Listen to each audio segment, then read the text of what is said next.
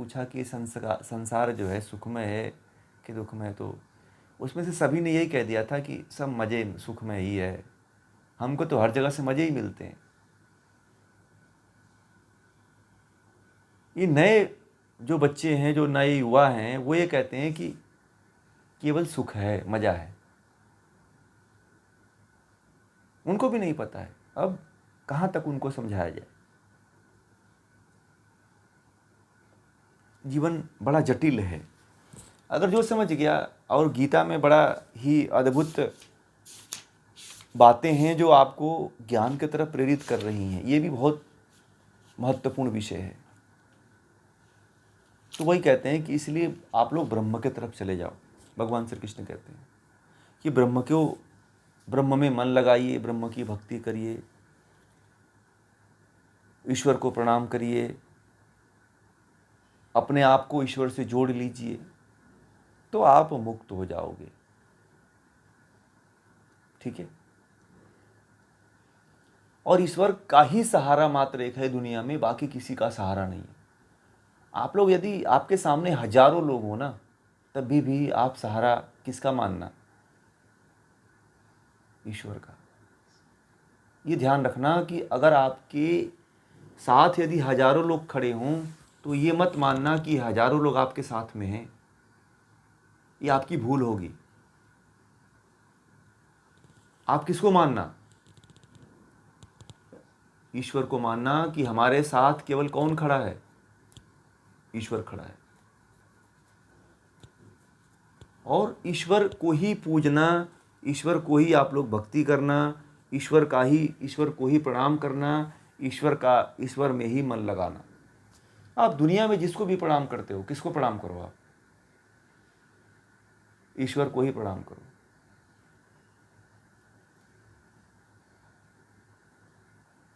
गीता यह कहती है कि ईश्वर को प्रणाम करो।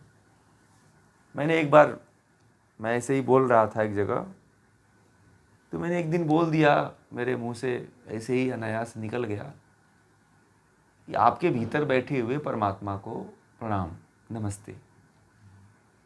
तो उसमें से कई लोग खड़ा होकर के इसके बारे में प्रश्न किए। तो वो बोले कि आपने किसका संबोधन किया? आप तो फिर हमारा किया ही नहीं, परंतु हमको किया। तो मैंने कहा कि देखिए, मैं किसी का भी प्रणाम करता हूँ तो इस ईश्वर का ही प्रणाम करता हूँ, क्योंकि मुझे गीता पहले से ही ये सारी चीज़ें पता थी। तो फिर मुझे ये चीज़ समझाने में उनको बहुत टाइम लगा, क्योंकि हम किसको प्रणाम करें? आपको प्रणाम करके हमें क्या मिलने वाला है? और मैं जिसको भी प्रणाम करता हूँ, नमस्ते करता हूँ या नमस्ते बोलता हूँ, तो ब्रह्म को ही बोलता हूँ। समझ रहे हैं?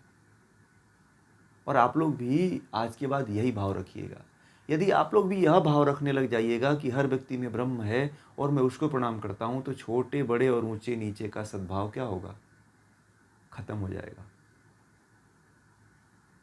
कुछ लोग तो बड़े अहंकार में होते हैं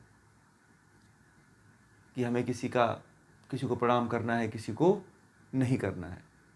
नहीं, आप जब भी प्रणाम करना तो मान लेना कि किसको प्रणाम कर रहे हो? आप उसके भीतर बैठे हुए परमात्मा को प्रणाम कर रहे हो। ठीक है जी।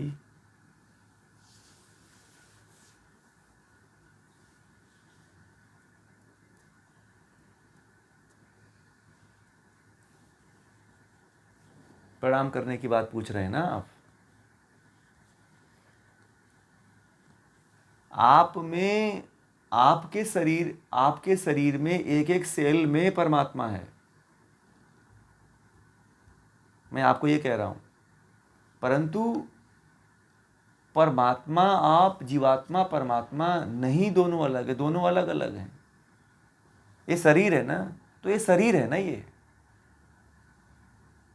शरीर की मैंने बात कर रहा हूं ना, मैं आत्मा की थोड़ी बात कर रहा हूं।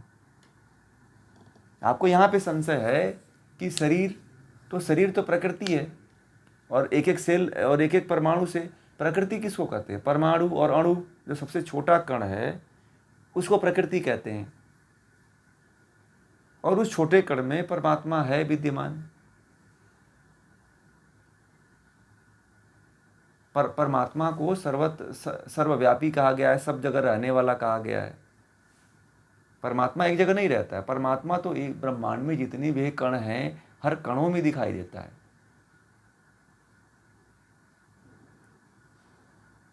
ठीक है, जो ब्रह्म है वो कण कण में है, तो हम उसको प्रणाम करते हैं। अंश अंश तो हाँ, अंश बिल्कुल नहीं है। ये ब्रह्म आप लोग छोड़ दीजिएगा कि परमात्मा जीवात्मा का अंश है। मैं बार बार आप लोगों को कह चुका हूँ, और मैं लगभग हर क्लास में कहता हूँ कि जीवात्मा, प्रकृति और ईश्वर तीनों अनादि सत्ता हैं। इनका कभी नाश नहीं होता है, न इनका कभी जन्म होता है, न कभी इनकी मृत्यु होती है।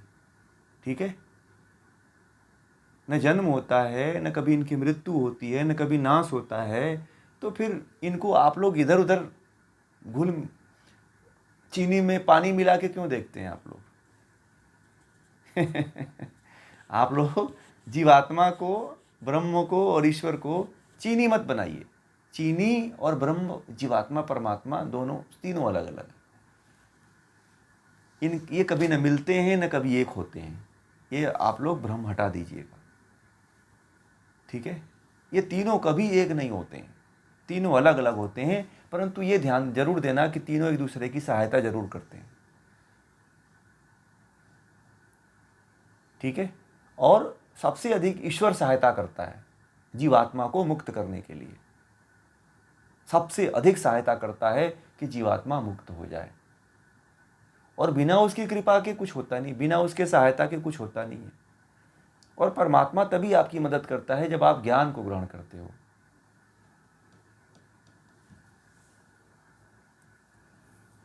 अज्ञानी बने रहोगे तो परमात्मा आपके साथ कभी नहीं आएगा।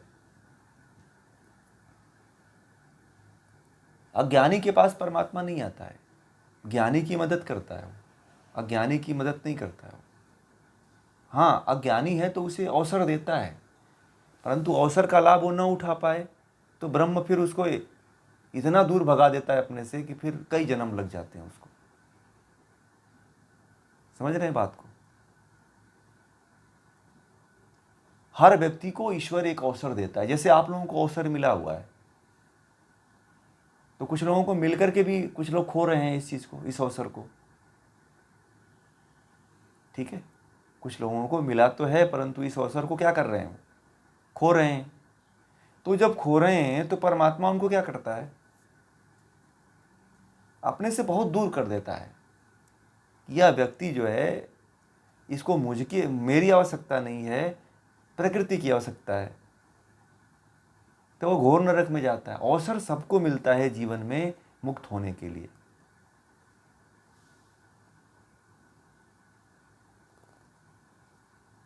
ठीक है, और उसका यदि आप लाभ नहीं उठा पाते हो तो फिर आपका दोष है, इसमें दोषी आप ही हो फिर इसके। तो दोषी बनना चाहेंगे क्या आप लोग?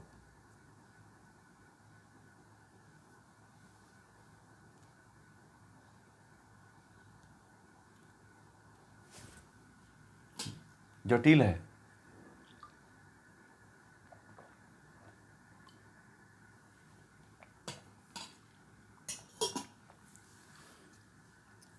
नहीं, घुमाइए मत ना उसको। क्लच, ब्रेक अपने हाथ में लगा के रखिए ना, इधर उधर मत भटकने दीजिए आप।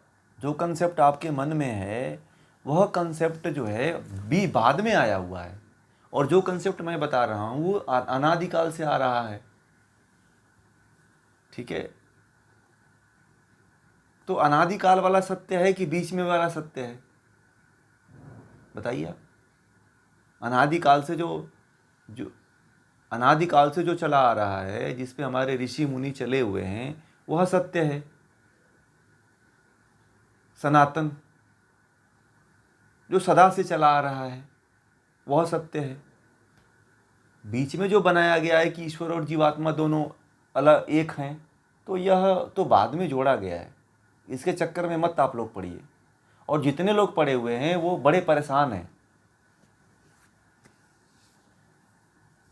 मेरे बहुत से लोग हैं मुझसे इसके बारे में चर्चा करने के लिए आते हैं। मैं बताऊं आपको, ब्रह्म की और जीवात्मा एक है, इसके बारे में बहुत पढ़े लिखे लोग आते हैं। ठीक है। एक कुछ दिन पहले जो है इस्कॉन है ना, इस्कॉन के एक सन्यासी हैं, ठीक है, उनका मुझे फ़ोन आया और उनके पास MBBS की डिग्री है, PhD किए हुए हैं और MBA किए हुए हैं और फिर सन्यासी हो गए हैं। ठीक है। तो ऐसे ही इस्कॉन में सन्यासी बनते हैं लोग। ठीक है। लग्जरियस जीवन जीते हैं वो। तो उनका कॉल आया तो वो बोलने लगे कि आप लोग जो है जीवात्मा को और ईश्वर को एक नहीं मानते हो, जीवात्मा ईश्वर एक है। मैंने कहा कि आप इतने पढ़े लिखे हो और इतना शिक्षा ज्ञान ले करके आए हो, फिर भी आप लगे हुए इसी में। आपने ग्रंथों को, भगवत गीता भी आप इस कान में बहुत अच्छी तरह से पढ़ाई जाती है। तो बोले कि वो अपना गीता दिखाने लगे। ठीक है। श्रील प्रभुपाद जी का जो है वो गीता आप लोगों को लगभग फ्री में सबको मिल जाती है। प्रभुपाद जी की जो गीता है इस कान वालों के यहाँ से फ्री में बंटती है। तो वो गीता मुझे भेजे और मुझे दिखाने लगे कि आप इसको पढ़ना। मैंने कहा कि मैं पढ़ा हूँ। वास्तविक गीता जो है, जब आप महाभारत वाली गीता पढ़ोगे तो महाभारत वाली गीता त्रैतवाद को मानती है और उसमें त्रैतवाद की बात कही गई है। योग दर्शन त्रैतवाद को मानता है, वेद त्रैतवाद को मानता है, उपनिषद त्रैतवाद को मानता है। और आप लोग कहते हो कि बस कृष्ण ही सब कुछ है, ब्रह्म है, आत्मा ब्रह्म है, कृष्ण ईश्वर है, जीवात्मा भी वही है। तो कैसे संभव है? ठीक है। तो ये सारी बातें हैं जो बड़े बड़े लोग भी बहुत ज़्यादा उलझे हुए हैं इन सब चीज़ों में। उनको भी क्लियरिटी नहीं है अब तक। मैं आपको एक ही बार तो कहा आप लोगों को कि जो है डिग्रियां ले लेने से मुझे नहीं लगता है कि लोग ज्ञानी हो जाते हैं। बड़ी बड़ी डिग्रियां हैं, PhD की डिग्री है, MBA की डिग्री है, MBBS की डिग्री है, वो अपने नाम के आगे लिखते हैं लोग कि मैं फलाना फलाना कोर्स किया हुआ हूँ। तो सामने वाले समझते हैं कि अरे ये तो बड़ा जानकार होगा। अभी बताइए, अध्यात्म में डिग्री का क्या मतलब है? आप बताओ। आप लोग मान लो MBBS लिख देते हो, PhD लिख देते हो, तो अध्यात्म का कोई मतलब है क्या उससे? आप लोग बताओ। आप तो MBA में सामान बेचने का ही प्रैक्टिस किए होगे ना फिर। और डॉक्टर MBBS में जो है दवा और सर्जरी, यही यही आपने पढ़े होंगे। तो अध्यात्म कहाँ से इसमें आ गया? आया क्या? नहीं आया ना। मैं इस पे कई बार बोल चुका हूँ। तो लोग जो है थोड़ा परेशान हो जाते हैं सुन करके, कहते हैं कि नई नई चीज़ें आप बता देते हो, तब तो हमारा कोई औचित्य ही नहीं रह गया। मैंने कहा औचित्य नहीं रह गया, आप बनाओ ना, कौन मना किया है? आप भी ज्ञानी बन सकते हो, तो सच्चा ज्ञान लो ना आप।